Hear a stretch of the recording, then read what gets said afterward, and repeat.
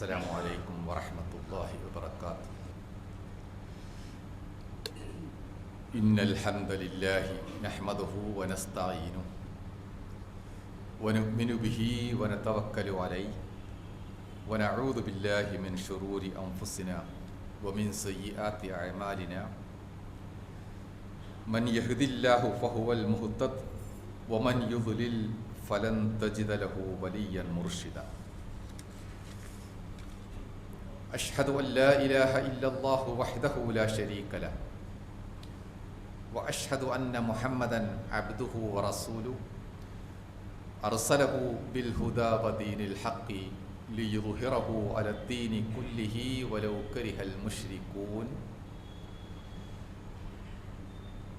اللهم صل على محمد وعلى آل محمد كما صليت على إبراهيم وعلى آل إبراهيم وبارك على محمد وعلى آل محمد كما باركت على إبراهيم وعلى آل إبراهيم إنك حميد مجيد.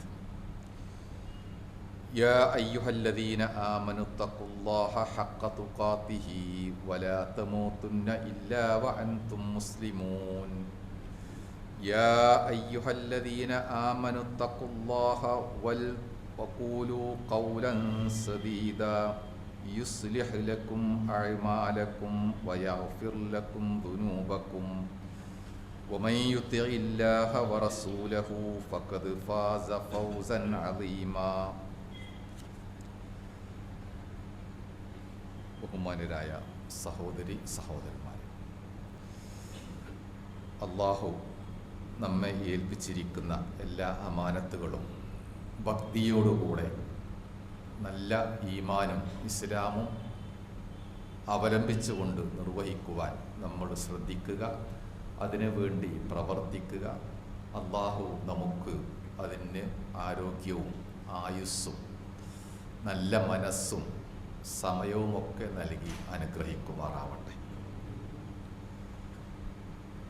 അല്ലാഹു നമ്മളെ ഏൽപ്പിച്ചിരിക്കുന്ന ഈ കാര്യങ്ങൾ അഥവാ ഈമാനും ഇസ്ലാമും പരിക്കുകൂടാതെ അതിൻ്റെ പൂർണ്ണമായ വെളിച്ചത്തിൽ എങ്ങനെയെല്ലാം നിലനിർത്താം എന്ന കാര്യമാണ് നമ്മൾ സംസാരിച്ചത്. അതിൽ പ്രധാനം ഇവയെല്ലാം കുടികൊള്ളുന്ന നമ്മുടെ മനസ്സിനെ എല്ലാ സന്ദർഭത്തിലും വൃത്തിയാക്കിക്കൊണ്ട് ജീവിക്കണം എന്നതാണ്.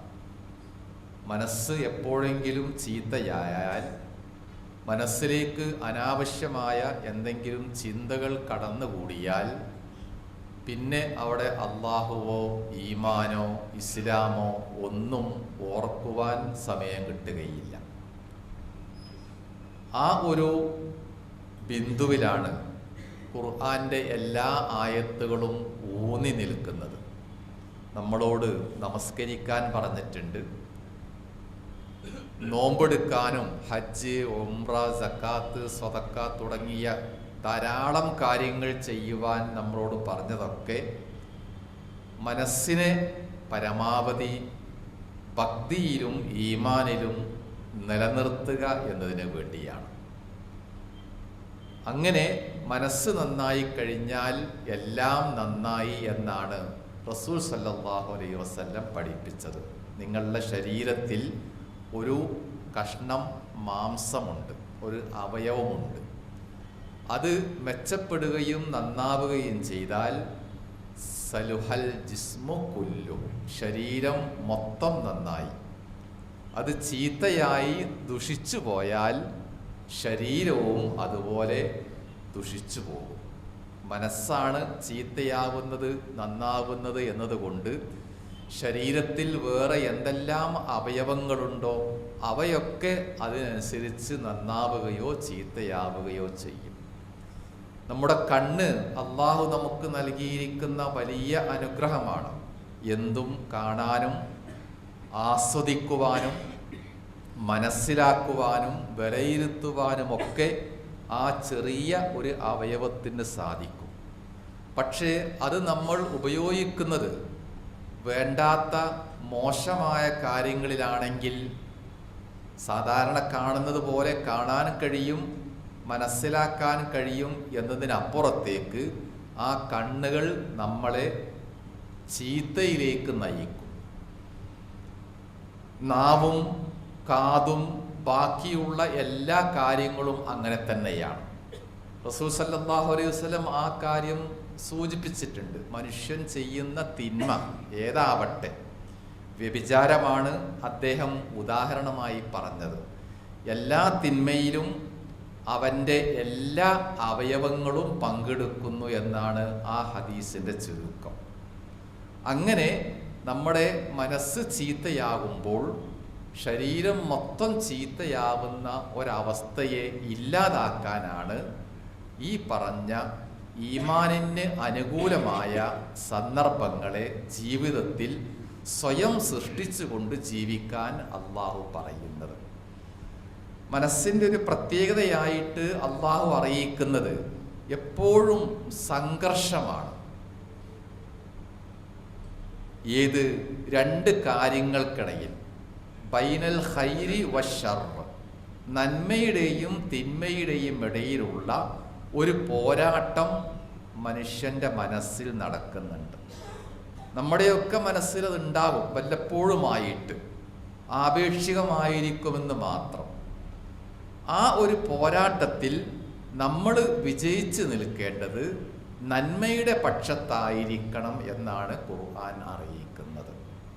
എങ്ങനെയാണ് നന്മയുടെ പക്ഷത്ത് മനസ്സ് വിജയിച്ച് നിൽക്കുക? എപ്പോഴും താൻ ചെയ്തത് ശരിയാണോ, നന്നായിട്ടുണ്ടോ, ഇനിയും മെച്ചപ്പെടുത്തേണ്ടതുണ്ടോ എന്ന ഒരു സ്വയം ചോദ്യം നമ്മളോട് മനസ്സ് ചോദിച്ചു കൊണ്ടിരിക്കണം. അങ്ങനെ ചോദിക്കുന്ന മനസ്സിനെ അള്ളാഹു വിശേഷിപ്പിക്കുന്നത് അൻ-നഫ്സുൽ ലവ്വാമ എന്നാണ്. സൂറ അൽ ഖിയാമയിൽ അത് പറയുന്നുണ്ട്. വലാ ഉഖ്സിമു ബിൻ നഫ്സിൽ ലവ്വാമ. എപ്പോഴും കുറ്റപ്പെടുത്തിക്കൊണ്ട്, നീ അങ്ങനെ ചെയ്തില്ലേ, അത് ശരിയായോ, ഇങ്ങനെ ചെയ്യേണ്ടിയിരുന്നില്ലേ എന്ന് നമ്മളെ തന്നെ വിചാരണ ചെയ്തുകൊണ്ട് നമ്മളുടെ ഉള്ളിലുള്ള ഈ മനസ്സ് സജീവമായിട്ട് പ്രവർത്തിച്ചു കൊണ്ടിരിക്കണം എന്നാണ് ഖുർആൻ അതിലൂടെ പറയുന്നത്. അതുതന്നെയാണ് മലക്കുകളെയും മനുഷ്യരായ നമ്മളെയും വേർതിരിച്ച് നിർത്തുന്നത്. അള്ളാഹുവിൻ്റെ ഉന്നതരായ സൃഷ്ടികളാണ് മലക്കുകൾ. അവർ വളരെ വളരെ ആദരിക്കപ്പെടുന്ന ഉത്കൃഷ്ടരാണ്. പക്ഷേ അവരും നമ്മളും തമ്മിലുള്ള വ്യത്യാസം ഇവിടെയാണ്. അവരെപ്പറ്റി ഖുർആൻ പറയുന്നത് ലാ യഅസൂനല്ലാഹ മാ അമറഹു. അള്ളാഹു എന്താണോ പറയുന്നത് അതിന് എതിരെ പ്രവർത്തിക്കുകയില്ല എന്ന് മാത്രമല്ല, എന്ത് പറഞ്ഞാലും അത് അപ്പടി അവർ അനുസരിക്കുകയും ചെയ്യും. അത് അവരുടെ ഒരു പ്രകൃതമാണ്. അതേസമയം മനുഷ്യനോടാവട്ടെ ഈ കാര്യം പറഞ്ഞതെങ്കിലോ, ഈ കാര്യം മനുഷ്യനോട് അള്ളാഹു പറയുമ്പോൾ മനുഷ്യൻ്റെ മുമ്പിൽ ഒരു ചോയ്സ്, തിരഞ്ഞെടുക്കാനുള്ള കഴിവ്, അവസരം പടച്ചവൻ കൊടുക്കുന്നുണ്ട്. നിനക്ക് വേണമെങ്കിൽ ചെയ്യാം, അല്ലെങ്കിൽ ഒഴിവാക്കുകയും ചെയ്യാം. അതാണ് മനുഷ്യനെ വഴിതെറ്റാനുള്ള അവസരമായിട്ട് ബാക്കി നിൽക്കുന്നത്. ഒന്ന് മാത്രമേയുള്ളൂ, തിരഞ്ഞെടുക്കാൻ അവസരമില്ല എന്ന് വന്നാൽ നമ്മളൊക്കെ നേർക്ക് നേരെ പോയിക്കോളും. അപ്പോൾ നമ്മളെ പരീക്ഷിക്കുകയാണ്. നല്ലതും ചീത്തയിലും ഏതാണ് ഈ മനുഷ്യൻ തിരഞ്ഞെടുക്കുന്നത് എന്നത് അള്ളാഹുവിന് പരീക്ഷിക്കുകയാണ്. ലിയബ്ലുവക്കും അയ്യുക്കും അഹ്സനു അമല. ഏറ്റവും നല്ലത് ആര് ചെയ്തു? രണ്ട് കാര്യങ്ങളിൽ ഏറ്റവും നല്ലത് ആരാണ് തിരഞ്ഞെടുത്തത് എന്നത് പടച്ചവൻ അറിയണം. പ്രത്യേകം മനസ്സിലാക്കാനുള്ളത്, ഏറ്റവും നല്ലതിനാണ് അള്ളാഹു പ്രാമുഖ്യം കൊടുക്കുന്നത്. അയ്യുക്കും അക്സറു അമല എന്നല്ല. ധാരാളമായിട്ട് ആരാണ് ചെയ്തത് എന്നത് മറ്റൊരു വിഷയമാണ്. അത് ക്വാണ്ടിറ്റിയാണ്. ക്വാണ്ടിറ്റി വേണം. പക്ഷേ അതിനേക്കാളും പ്രധാനം അള്ളാഹുവിന് ഇഷ്ടം അഹ്സൻ, ക്വാളിറ്റിയാണ്. പ്രവർത്തനങ്ങളുടെ മികവാണ്, പ്രവർത്തനങ്ങളുടെ ഗുണമേന്മയാണ്. അത് എന്തായാലും എവിടെയായാലും അള്ളാഹു തട്ടിക്കളയുകയില്ല എന്ന ഉറപ്പാണ്. ആ രൂപത്തിൽ അഹ്സനായ ഏറ്റവും ക്വാളിറ്റിയുള്ള മികച്ച പ്രവർത്തനങ്ങൾ ചെയ്താൽ അതൊക്കെ ഈ പറഞ്ഞ പോലെ ഈമാനിനകത്ത് നിൽക്കാൻ ആവശ്യമായ ഒരു പരിസരം മനസ്സിന് വേണ്ടി നമുക്ക് സ്വയം സൃഷ്ടിക്കാൻ സാധിക്കും.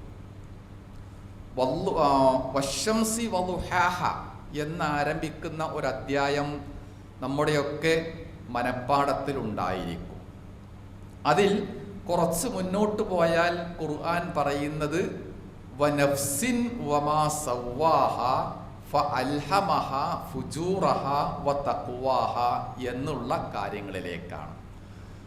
മനുഷ്യൻ്റെ മനസ്സിനെ അല്ലാഹു സൃഷ്ടിച്ച് പാകപ്പെടുത്തിയതും ഈ പറഞ്ഞ തെരഞ്ഞെടുക്കാനുള്ള ചോയ്സിനുള്ള രണ്ട് അവസരങ്ങൾ, ഒന്ന് തഖ്വ, മറ്റൊന്ന് ഫുജൂർ, ഒന്ന് ധർമ്മം, രണ്ടാമത്തത് അധർമ്മം.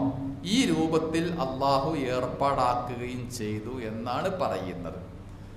അപ്പം ആ ആയത്തുകൾ നമ്മൾ ഒന്നുകൂടി പഠിച്ചാൽ ഒരു വലിയ യാഥാർത്ഥ്യം മനസ്സിലാകും. മുകളിൽ പറയുന്നത് സൂര്യൻ, പിന്നാലെ വരുന്ന ചന്ദ്രൻ, പകല്, രാത്രി, ഭൂമിയുടെ സൃഷ്ടിപ്പ്, അതിൻ്റെ പരന്ന അവസ്ഥ തുടങ്ങിയ പ്രാപഞ്ചികമായ കാര്യങ്ങളാണ്. എന്നിട്ടാണ് നമ്മളുടെ മനസ്സിനെ പറ്റി അള്ളാഹു പരാമർശിക്കുന്നത്. അപ്പം എന്താകുന്നു അതിൻ്റെ പൊരുള്? മറ്റൊന്നുമല്ല, ഈ സൂര്യനും ചന്ദ്രനും രാത്രിയും പകലും ആകാശവും ഭൂമിയുമൊക്കെ ഇല്ലായിരുന്നുവെങ്കിൽ നിങ്ങൾക്ക് ജീവിക്കാൻ സാധിക്കുമോ? ഇല്ല. ജീവിതം അല്പം പോലും സാധ്യമല്ല ഈ പറഞ്ഞ സംഗതികൾ ഇവിടെ പ്രവർത്തിക്കുന്നില്ല എങ്കിൽ അതുപോലെയുള്ള ഒരു യാഥാർത്ഥ്യമാണ് മനസ്സിൽ തഖ്വയില്ലെങ്കിൽ, ധർമ്മവിചാരമില്ലെങ്കിൽ നിങ്ങൾക്ക് ജീവിക്കാൻ സാധ്യമല്ല എന്നത്. മനുഷ്യനെ പാകപ്പെടുത്തിയത് ഒരു യാഥാർത്ഥ്യമാണ്. ആ പാകപ്പെടുത്തിയ മനസ്സിൽ അള്ളാഹു നിക്ഷേപിച്ച തഖ്വയില്ലെങ്കിൽ ജീവിക്കാൻ ഒരിക്കലും സാധ്യമല്ല. ജീവിച്ചാലും അത് പരാജയത്തിലേ എത്തുകയുള്ളൂ എന്നാണ് ഈ ഒരു സമാനമായ സംഭവങ്ങൾ നിരത്തി വെച്ചുകൊണ്ട് അള്ളാഹു പറയുന്നതിലൂടെ നമ്മൾ മനസ്സിലാക്കേണ്ടത്.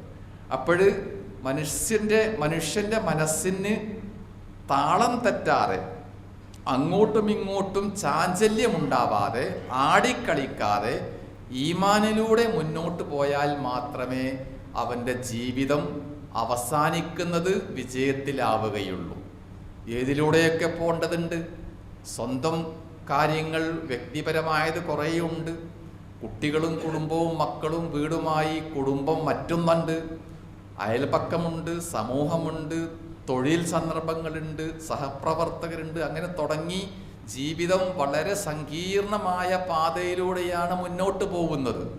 അവിടെയൊക്കെ ഈ പറഞ്ഞ രൂപത്തിൽ ജീവിതം വിജയിക്കണമെങ്കിൽ ആകാശവും ഭൂമിയും സൂര്യനും ചന്ദ്രനും കേടുകൂടാതെ ഏറ്റുമുട്ടാതെ പ്രവർത്തനക്ഷമമായി നിൽക്കുന്നത് പോലെ നമ്മുടെ ജീവിതവും പ്രവർത്തനക്ഷമമാവണമെങ്കിൽ ഇവിടെയൊക്കെ ഭക്തി ഉണ്ടെങ്കിൽ മാത്രമേ സാധിക്കുകയുള്ളൂ എന്നാണ് ഇതിലൂടെ അള്ളാഹു നമ്മളെ അറിയിക്കുകയും ചെയ്യുന്നത്. അത്തരത്തിൽ ഒരു നന്മയും തിന്മയും തിരഞ്ഞെടുക്കുവാനുള്ള അവസരം നമുക്ക് ജീവിതത്തിൽ എവിടെ കിട്ടുകയാണെങ്കിലും മനസ്സിനെ കൊണ്ട് നിർബന്ധപൂർവം നന്മ തിരഞ്ഞെടുക്കുവാനുള്ള ഒരു ഇച്ഛാശക്തിയായിരിക്കണം, അല്ലെങ്കിൽ നിയ്യത്തായിരിക്കണം ഒരു മുസ്ലിം എന്ന നിലക്ക് നമുക്ക് ഉണ്ടാവേണ്ടത് എന്നുകൂടി നാം അതിൻ്റെ അനുബന്ധമായിട്ട് മനസ്സിലാക്കുകയും ചെയ്യുക. ഇങ്ങനെ മനസ്സിനെ പാകപ്പെടുത്തിയ ഒരാൾക്ക് മാത്രമാണ് ജീവിതത്തിൽ സംതൃപ്തിയും അതുപോലെ എന്നേക്കുമുള്ള വിജയവും ഉണ്ടാവുകയുള്ളൂ എന്ന് ഇമാം ഷാഫി റഹിമഹുല്ല അഭിപ്രായപ്പെടുന്നുണ്ട്. അദ്ദേഹം പറഞ്ഞു, ഒരു മനുഷ്യൻ്റെ ജീവിതത്തിൽ 4-5 കാര്യങ്ങളുണ്ടെങ്കിൽ ജീവിതം സഫലമാവും, വിജയിക്കും. അയാൾക്ക് എപ്പോഴും ആത്മസംതൃപ്തി അനുഭവിക്കാൻ സാധിക്കും. അതിൽ പറഞ്ഞത് ഒന്ന് ഗിനൻ നഫ്സ്, ഇവിടെ പറഞ്ഞ മനസ്സിൻ്റെ സംതൃപ്തി തന്നെയാണ്. ഭക്തിയുള്ള, നല്ല അള്ളാഹുവിനെ പറ്റി നല്ല ബോധ്യമുള്ള, യക്കീനുള്ള മനസ്സിൽ മാത്രമേ സംതൃപ്തി ഉണ്ടാവുകയുള്ളൂ. അതുപോലെ തന്നെ കസ്ബുൽ ഹലാൽ, നല്ലത് മാത്രം ജീവിതത്തിൽ കൊണ്ടു നടക്കുക. ഭക്ഷണമാണെങ്കിലും സമ്പാദ്യമാണെങ്കിലും എവിടെയാണെങ്കിലും ഹലാലിൻ്റെ കൂടെ മാത്രം ജീവിക്കുക. കഫുൽ അദ, എല്ലാവിധ പ്രയാസങ്ങളെയും ഒഴിവാക്കുക. തന്നിലേക്ക് വരുന്നതും താൻ കാരണം മറ്റുള്ളവർക്ക് ഉണ്ടായേക്കാവുന്നതുമായ എല്ലാ ബുദ്ധിമുട്ടുകളെയും ഒഴിവാക്കി ജീവിക്കുക. അപ്രകാരം തന്നെ ലിബാസു തഖ്വ, ഭക്തിയുടെ വസ്ത്രം അണിയുക. ഭക്തിയുടെ വസ്ത്രം എന്ന് പറഞ്ഞാൽ ആ രൂപത്തിലുള്ള പ്രത്യേകമായ ഡ്രസ്സ് അല്ല ഉദ്ദേശിക്കുന്നത്. വസ്ത്രം നമ്മുടെ ബാഹ്യമായ അപ്പിയറൻസിൻ്റെ, പ്രകടനത്തിൻ്റെ നല്ല ഒരു അടയാളമാണ്. നമ്മുടെ വ്യക്തിത്വം വലുതാവുന്നതും ചെറുതാവുന്നതും തിളക്കമേറി നിൽക്കുന്നതുമൊക്കെ നാം ഏത് രൂപത്തിൽ വസ്ത്രം ധരിച്ചു എന്നുള്ളതിനെ കൂടി ആശ്രയിച്ചിരിക്കും. അപ്പോൾ ഏത് വസ്ത്രമാണെങ്കിലും നമ്മുടെ ശരീരത്തിന് അത് ഭംഗിയും മാറ്റും കൂട്ടുമ്പോൾ തന്നെ ഭക്തിയുടെ കൂടി ഭാഗമായിട്ട് വസ്ത്രവും ശരീരവും മാറണം എന്നാണ് അദ്ദേഹം പറയുന്നത്. ഈ രൂപത്തിൽ 4-5 കാര്യങ്ങളെ നാം ജീവിതത്തിലേക്ക് ചേർത്ത് വച്ചാൽ അവിടെ ജീവിതം എല്ലാം കൊണ്ടും വിജയിച്ചു എന്നാണ് ഇമാം ഷാഫിഈ പറയുന്ന ഈ കാര്യങ്ങളുടെ എല്ലാം പൊരുൾ. ആ രൂപത്തിൽ ഫഅൽഹമഹ ഫുജൂറഹ വ തഖ്വാഹ എന്ന പോയിന്റിൽ നിന്നുകൊണ്ട് ഏതാണോ നാം തിരഞ്ഞെടുക്കുന്നത് അതിൻ്റെ അടിസ്ഥാനത്തിൽ വിജയം ഉറപ്പാണ് എന്ന ബോധ്യത്തോടു കൂടെ ഖദ് അഫ്ലഹ മൻ സക്കാഹ വഖദ് ഖാബ മൻ ദസ്സാഹ, മനസ്സിനെ എല്ലാം കൊണ്ടും സംസ്കരിച്ചവൻ വിജയിച്ചു. ഇമാം ഷാഫിഈ പറഞ്ഞ പോലെ മനസ്സിൽ എന്തെല്ലാം മാലിന്യമുണ്ടോ അതുമായി ജീവിച്ച് മരിച്ചവൻ പരാജയപ്പെടുകയും ചെയ്തു. ഈ രൂപത്തിൽ മനസ്സിനെ നന്നാക്കുവാനും നിയന്ത്രിക്കുവാനും നാം തന്നെ പ്ലാൻ ചെയ്തുകൊണ്ട് ബോധപൂർവം അതിനുവേണ്ടി പ്രവർത്തനങ്ങൾ അധികരിപ്പിച്ചുകൊണ്ട് ജീവിക്കുക എന്നതാണ് ഈ വരികൾ നമ്മളെ അറിയിക്കുന്നത്. അതിനുവേണ്ടി നാം നമ്മളെ പാകപ്പെടുത്തുക, പ്രവർത്തനങ്ങൾ കൊണ്ട് മനസ്സിനെയും മൊത്തം ജീവിതത്തെയും സമ്പന്നമാക്കുകയും ചെയ്യുക. അള്ളാഹു നമ്മയെല്ലാം എല്ലാവിധ റഹ്മത്തും ബർക്കത്തും നൽകി നമ്മെ അനുഗ്രഹിക്കുമാറാവട്ടെ. അൽഹംദുലില്ലാഹി റബ്ബിൽ ആലമീൻ വൽ ആഖിബത്തു ലിൽ മുത്തഖീൻ നുസല്ലി വനുസല്ലിമു അലാ നബിയ്യിന മുഹമ്മദിൻ വഅലാ ആലിഹി വസഹ്ബിഹി അജ്മഈൻ. ഇത്തഖുല്ലാഹ ഹഖ്ക തുഖാതിഹി വലാ തമൂതുന്ന ഇല്ലാ വഅൻതും മുസ്ലിമൂൻ. നമ്മൾ പറഞ്ഞ പോലെ ജീവിതത്തിൻ്റെ വിജയം ഈമാനിനെ നിലനിർത്താൻ, പ്രവർത്തനങ്ങൾ അധികരിപ്പിച്ചുകൊണ്ട് ജീവിക്കാൻ, ഇവയെല്ലാം അതിൻ്റെ പൂർണ്ണ അർത്ഥത്തിൽ നിർവഹിക്കാൻ പറ്റുന്ന ഒരു അവസരമാണ് ഏതാനും ദിവസങ്ങൾക്കുള്ളിൽ നമ്മിലേക്ക് വരുന്ന റമദാൻ മാസം. ആ റമദാൻ ആദ്യാവസാനം നാം പറഞ്ഞ മനസ്സിനെ എല്ലാ അർത്ഥത്തിലും സംസ്കരിക്കുവാനുള്ള, വൃത്തിയാക്കുവാനുള്ള പ്രവർത്തനങ്ങളുമായിട്ടാണ് അള്ളാഹുവും നബി സല്ലല്ലാഹു അലൈഹി വസല്ലമയും അതിനെ ക്രമീകരിച്ചിരിക്കുന്നത്. അതിൽ നാം പട്ടിണി കിടക്കുന്നതും പട്ടിണി അവസാനിപ്പിച്ച് നോമ്പ് തുറക്കുന്നതും നമസ്കാരവും സദക്കയും സക്കാത്തുമായിട്ട് ഒരുപാട് കാര്യങ്ങൾ കുറഞ്ഞ സമയം കൊണ്ട് ചെയ്തു തീർത്ത് മുമ്പിലെത്തുവാനുള്ള മത്സരബുദ്ധി ഉണ്ടാവണം എന്നാണ് നോമ്പിൻ്റെ ആഗമനം അറിയിച്ചുകൊണ്ട് അന്ന് റസൂൽ സല്ലല്ലാഹു അലൈഹി വസല്ലം നടത്താറുണ്ടായിരുന്ന ഉപദേശം.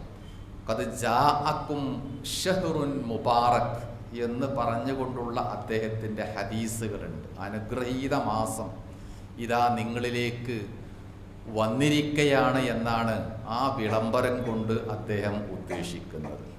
അപ്പോൾ നോമ്പിനെപ്പറ്റി നമുക്കറിയാം, ഇനിയും നമുക്ക് പറയാൻ അവസരങ്ങളുണ്ട്.